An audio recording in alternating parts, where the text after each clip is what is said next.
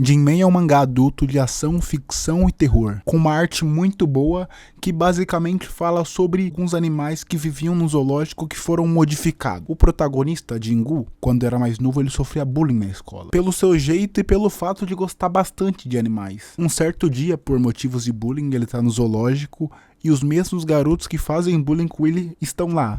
Quando ele tá prestes a sofrer bullying ali mesmo no zoológico, um elefante protege ele. E a partir desse momento ele começa a ter muita empatia, ele começa a gostar muito desses animais de zoológico. Um tempo depois ele vai embora da cidade, porém ele volta.